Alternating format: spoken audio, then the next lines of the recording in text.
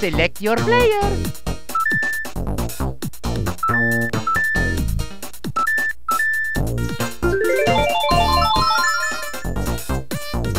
Select map.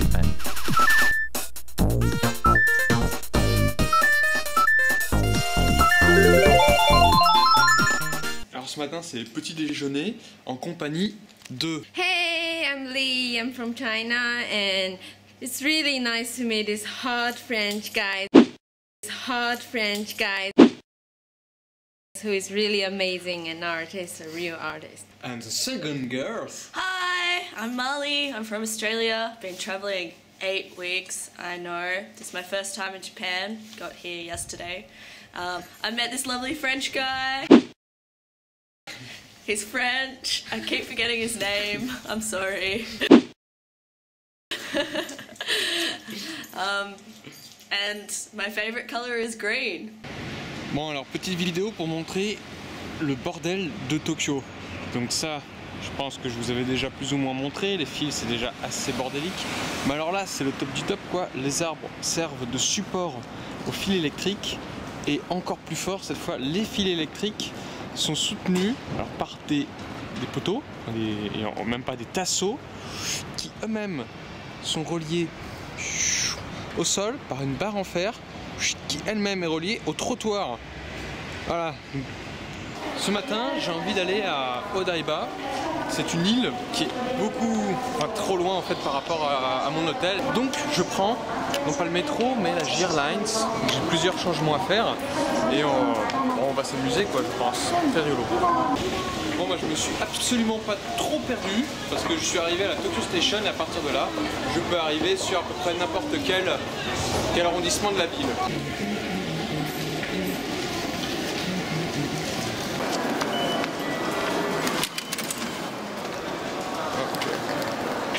On ne reprend pas son ticket après. Très bien.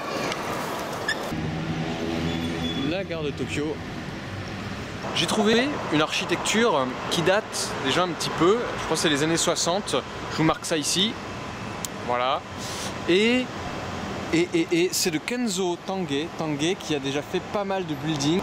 Et ça c'est donc une de ses premières architectures, premiers bâtiments. J'ai été confronté à la machine japonaise pour acheter un ticket, 3,10 €.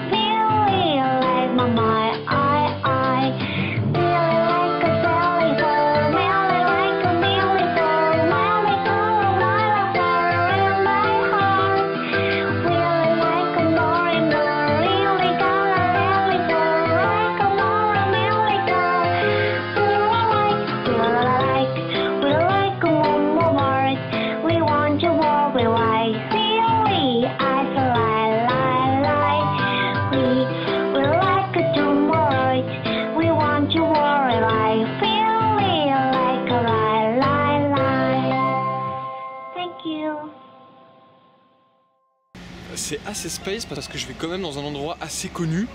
Hein, Fujifilm TV, c'est un des bâtiments emblématiques de la ville de Tokyo. Et pourtant si on regarde dans les rues, d'ailleurs il n'y a personne derrière moi, je vois dans la caméra. Et devant, il y a genre 3 pauvres blaireaux qui se promènent et pas plus quoi. Avec une petite musique dans la rue qui fait ambiance de mort quoi. Cet endroit est définitivement trop mort. Y'a rien, y'a personne. Ah bon, on a une belle vue. Petit mais costaud. Et c'est pourquoi une capote. Ceci est un magasin de préservatifs. Tout à fait.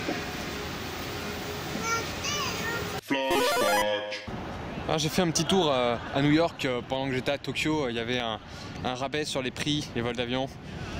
C'est encore une des multiples statues de la liberté qui se promène dans les coins.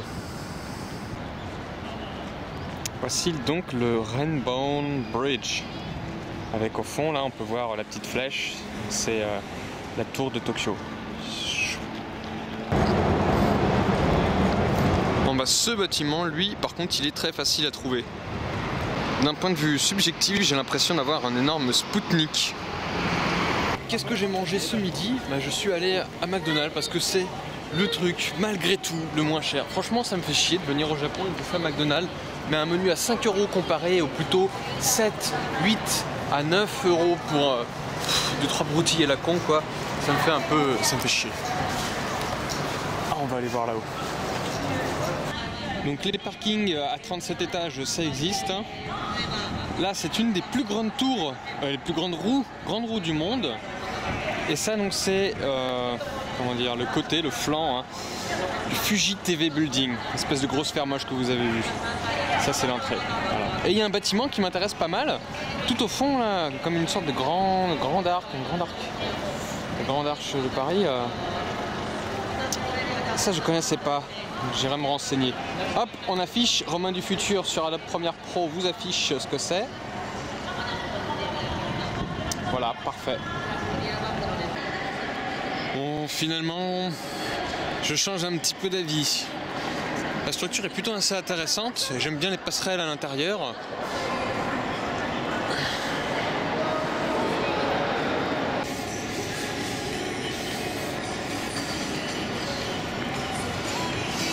Évidemment, on voit des bagnoles ici.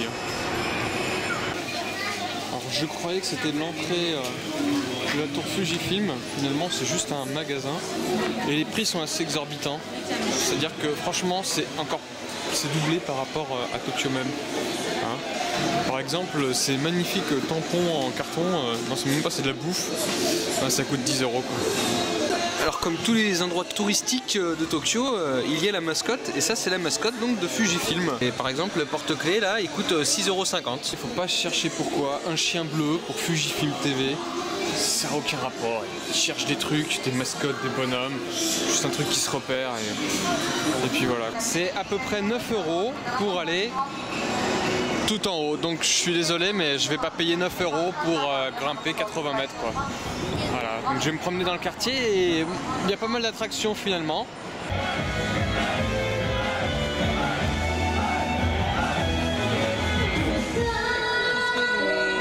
Alors, je me suis fait refouler de la sécurité plusieurs fois parce que j'ai essayé de filmer ça là-bas. Et là je les ai niqués parce que j'ai un zoom 5000 et ils sont pas trop au courant quoi. Bon, il y a des gros spots sur la tronche des filles, mais c'est pas grave.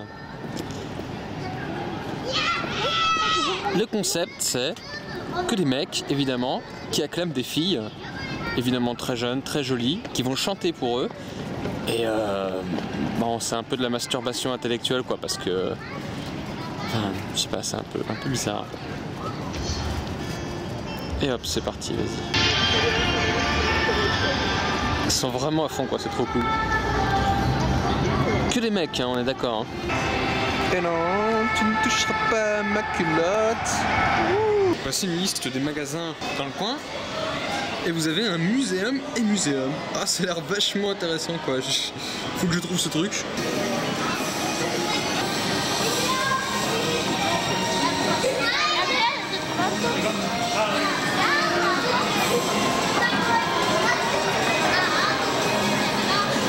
C'est donc un énorme parc d'attractions sur lequel tu es obligé de payer chaque attraction.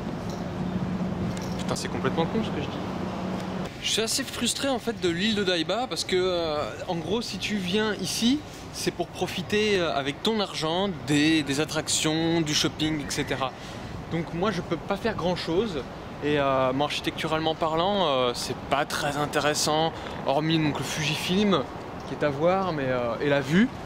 La vue, mais sinon c'est vraiment nul quoi. Bon je sais on est en hiver, mais ici normalement en été donc il y a plein de touristes qui profitent de la plage. Bon alors je leur conseille pas d'aller se baigner parce qu'on est quand même dans la baie de Tokyo donc ça craint un peu et j'ai trop envie de profiter de cette plage. Donc aujourd'hui je vais jouer à la plage de Daiba.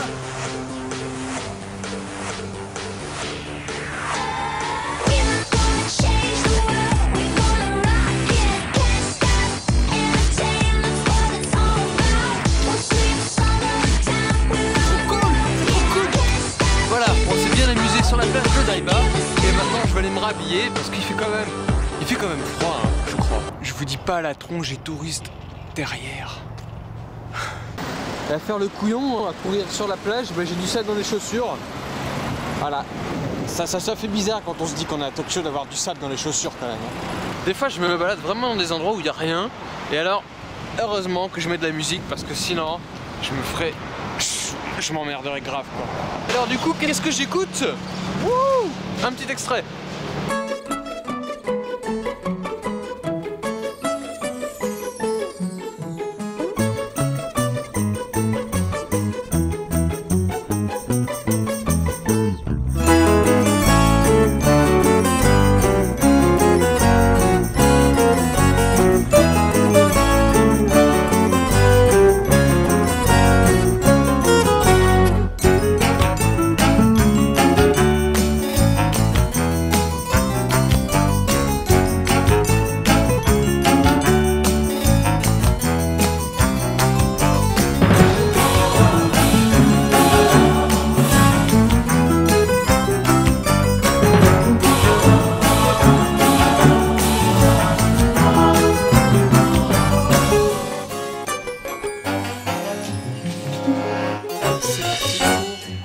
C'est parti pour le 8e étage. Oui, allez. Non? T'as enregistré ma demande là? Tu fais quoi? Oh, oh. Putain. Ok.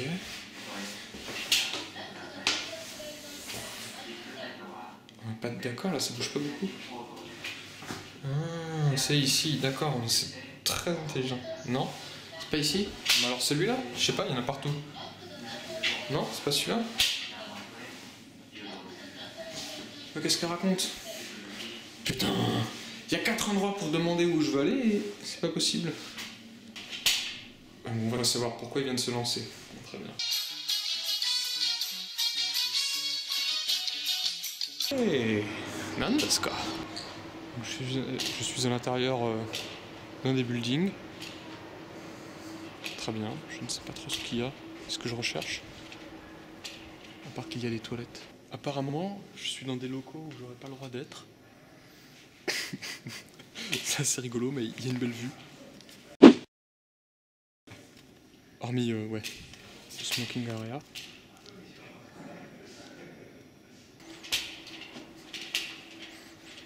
Je fais beaucoup de bruit avec mon trépied qui est accroché dans mon dos, à mon sac à dos, quoi.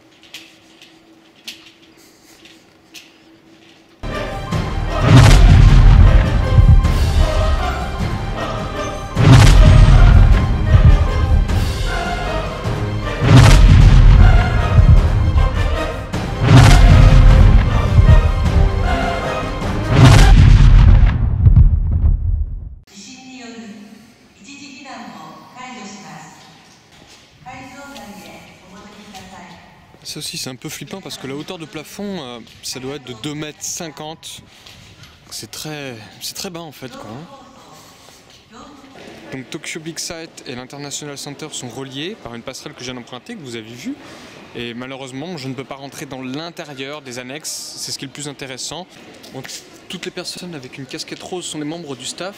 Et là j'ai juste à ma droite une porte qui est ouverte et je vais l'emprunter, donc on va voir combien de mètres je vais faire avant qu'on m'arrête et je vais essayer de vous filmer l'intérieur de Tokyo Big Sight. C'est parti. 1,50 m, record du monde.